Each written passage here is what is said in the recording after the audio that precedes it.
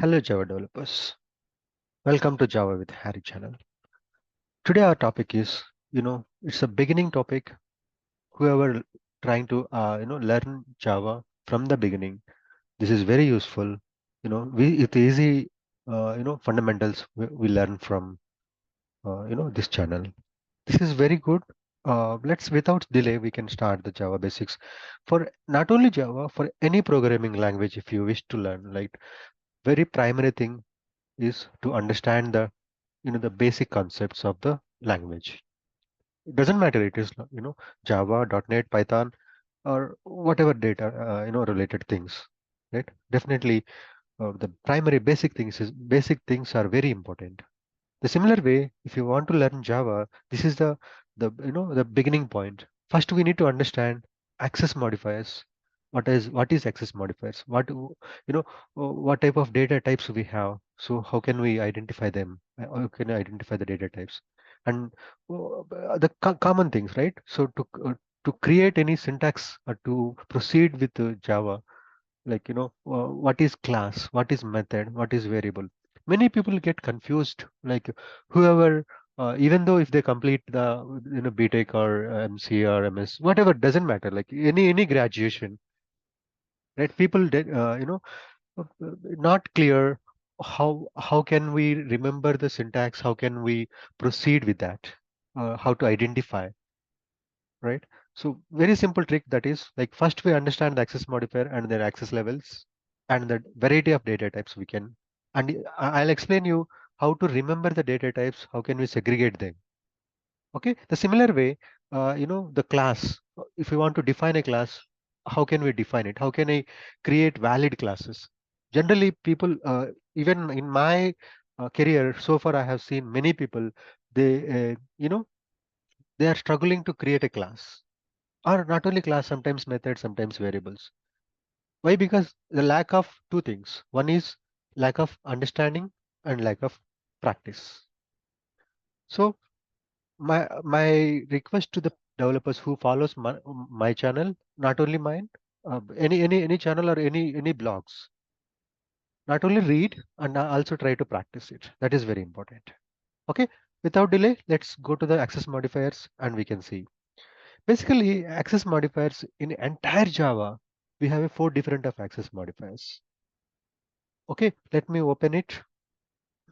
So access modifiers, let me increase the font that you can understand.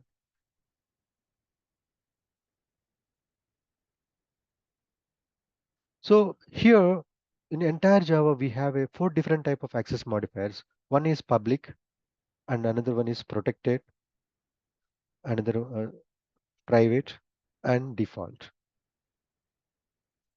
So these four different type of access modifiers we have. This is very simple to even remember, even identify. How can I identify, access modifiers? Like, as I said, like only four access modifiers. We need to by head it. Like, of course, anybody can do. So public access modifier. The the name itself saying public. We know public access modifier, right? Like, I mean, generally in real world, public means it's a wherever if you want to, it's a public place. Anybody can come and there is no restriction there. Like everybody can come and visit, or else everybody can roam across that if it is a public place, right? So if any sorry, if any, you know, not only in the technical world, let's come to the real world. Let's say if we make any place as a public, then anybody can comes and and visit, roam that place, visit that place. If you, it means entire world, not only there is no restriction. So that is the public, and also protected. Protected means like it is like it's a kind of um, it is restricted. How can it restricted? Only restricted to the some kind of relations. Okay, some kind of relations like parent and child kind of relations. We know, like let's say if the any place, it's a uh, let's assume that we have a parent and somebody purchased the I mean to say we have a uh, one place that is restricted to only our family. So our family and our children, I mean to say, our parents or our children or ours can go there and visit the place. Only there should be a blood relation. Then only they can visit it. Something like protected means it's a kind of uh, parent relational things only can go and access that. Private itself has some kind of very restricted place. So no one except the person or except the example private places like we know let's say if you want to go any restricted place, example in software companies generally where we kept our servers, right? So no one can go except the accessed people. That is very restricted area. Even though you are part of an employee in an organization, but you cannot go there. Why? Because it's a restricted place. Only authorized people, those people only can go and access and verify them. I mean to say, enter into the that place, right? So default is it's a kind of package level. It's a kind of package level access. Example, let's say you have a Aadhaar in India. Example, if you have a Aadhaar card, so you can visit any city or any state inside the India, right? With the Aadhaar card has access all the states inside the India. But with the Aadhaar card, you cannot travel to the US, right? Let's assume India is a one big country, one of the big country, and it has multiple states, many states, right? So if you have a Aadhaar card, we can visit entire India, like many states, no restriction over there. You have certain level of access, but you cannot have universal access, right? With the same Aadhaar card, you cannot visit across the world, right? Such a kind of thing we can learn in later videos, like we'll see like package level access, what it is and all. Okay, just to keep in mind, these are the access modifiers. Okay, these access modifiers has four access modifiers. Each access modifier access levels we can understand. With the technical you can understand more, and the similar way this is a just real time real world I'm just telling you. Let's come back to the next discussion, data types. Data types are generally this is interesting actually. So what is data? Data is like example, uh, whatever we see, like even whatever we're eating food, that eating food, the food is data. Let's say you have a mobile is also a data. So in entire world, whatever we see and whatever we take and touch and feel, see, I mean, whatever things, right? Those are all datas, variety of data, plenty variety of data in the world. Okay, whatever we store, example, you go to the supermarket and you take the basket, and in the basket, you can put kitchen needs and also some clothes and also some food items, example, fruits and all, and also you can keep it is whatever the, the daily needs and all, right? So these are all whatever you see in the supermarket. Those are all data. You can collect them and put it into the basket. Example, here basket is a simple device, simple storage device. Okay, basket is simple storage device. This is simple storage device. We can keep a number of data, like variety of data we can keep it. So this is we call it as a data, and this basket we call it as a this basket we call it as a data storage device. Okay, data storage device. How can I remember this basket? I mean, how can I identify what is data? I mean, what type of data is this? In real world, how can you identify? By seeing, and you definitely should know the name. Otherwise, you call it as let's say you went to the supermarket and you know only few fruit names. Example, apple, banana, mango, and some kind of things. Let's say you haven't seen any fruit. Example, dragon fruit. You haven't seen anywhere. Example, some places they don't know even what is the name of that, right? If they go and see like what is that, they see and they don't know, just they call it as a fruit, that's it. The similar way here also, in Java also we can have number of variety of data, but we can differentiate, and based on that we can identify. So how can I differentiate? Let me clean this thing. and give you in entire Java, we have a two different type of data types. Entire Java, two different data types. Let's assume that we have a data types. So we have a two different data type of data types here. So one is we call it as a primitive data types.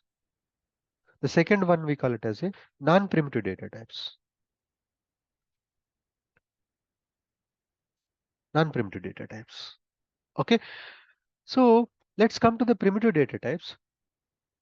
As I said, we have a variety of data in real life, right? The similar way in Java also we have a variety of data, basically uh, segregated here as part of the primitive data type. Okay, in the primitive data type we have some variety of data.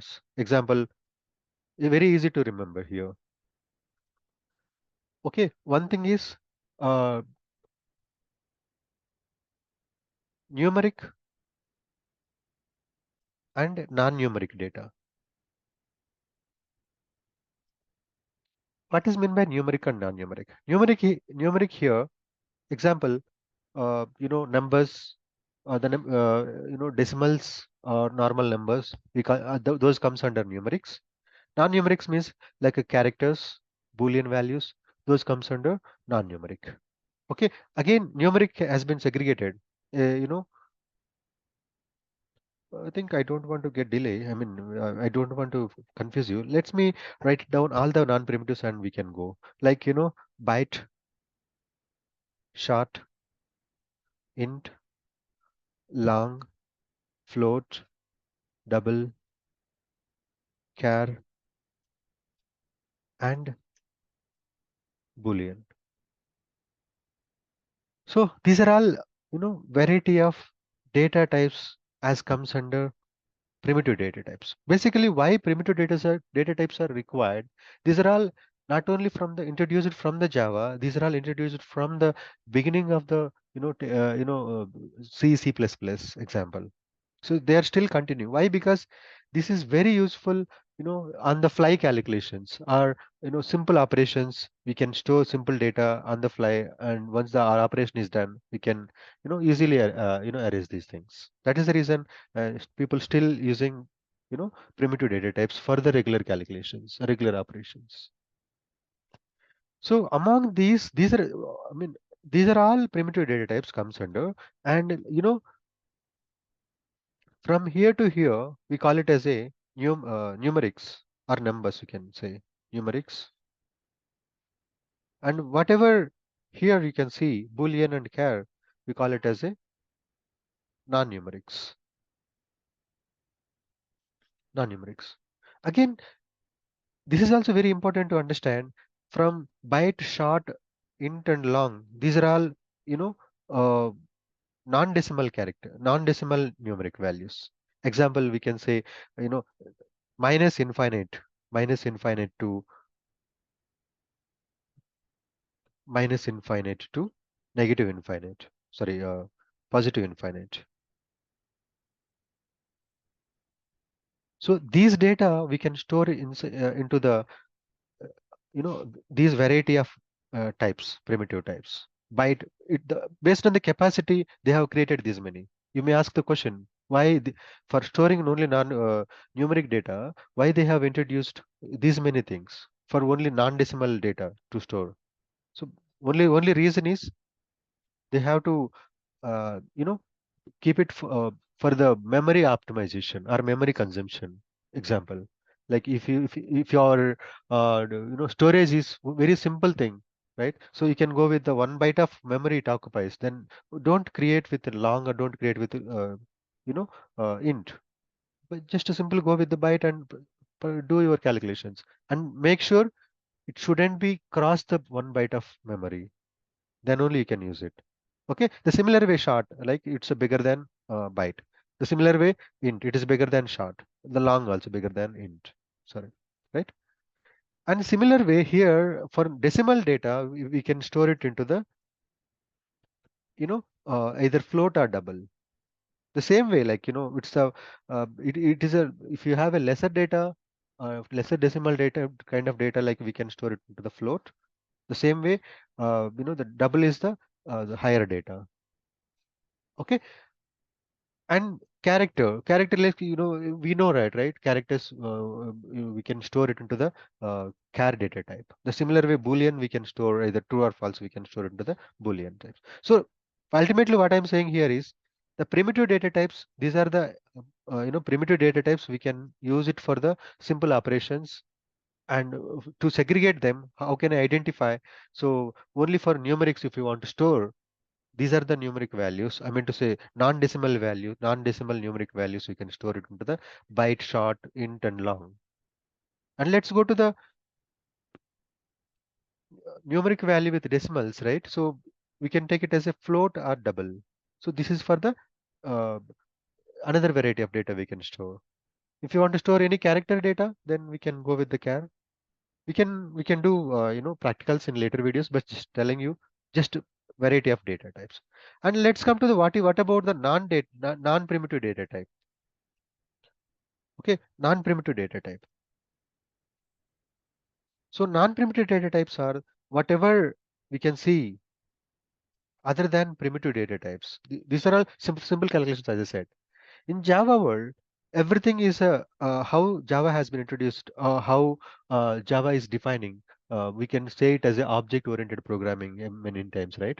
So everything is an objects. So whatever non-primitive means, it's an objects. Whatever you see in the real world, example, if you see mobiles, you can see laptop, you can see car, you can see fruit, any kind of fruits, even human also. Everything is an object. So those are all comes under non-primitive data types. These are all data as well, right?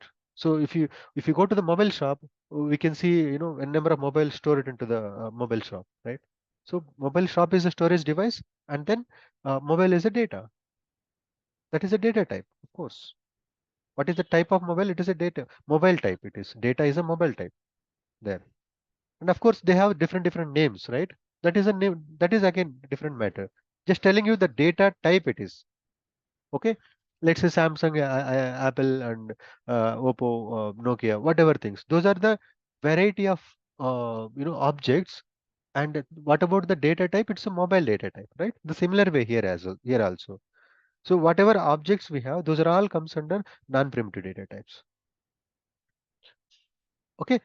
Yeah, we continue in the next video about the classes, methods, and variables. Okay. And thanks for the watching.